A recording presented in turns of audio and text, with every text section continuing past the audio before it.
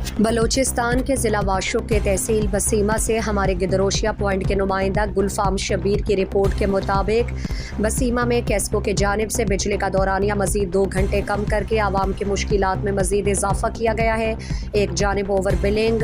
اور اس کے علاوہ دوسری جانب بار بار لائنز کے ٹرپ کرنے اور بدترین لوڈ شیڈنگ سے عوام کو شدید پریشانی کا سامنا ہے، جبکہ بجلی کی طویل لوڈ شیڈنگ کی وجہ سے تیار فصلات بھی تباہ ہو رہی ہیں۔ بسیمہ شہر اور مضافات میں لوڈ شیڈنگ کا دورانیہ بڑھا کر 16 گھنٹے کیا گیا ہے۔ شدید گرمی کی وجہ سے زمینداروں کے ساتھ ساتھ گھریلو صارفین اور دکانداروں کو شدید پریشانی کا سامنا ہے۔ اہل علاقہ نے حکام اعلیٰ، ڈائریکٹر بورڈز آف کنڈکٹس،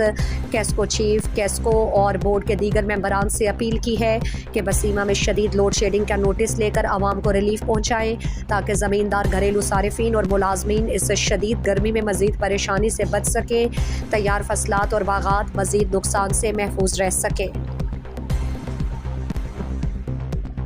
مزید دلچسپ معلومات اور خبروں سے آگاہ ہونے کے لیے Gedrosia point Facebook page, Instagram, Twitter کو فالو اور یوٹیوب چینل کو سبسکرائب کریں۔ بیل آئیکن بٹن دبانا نہ بھولیں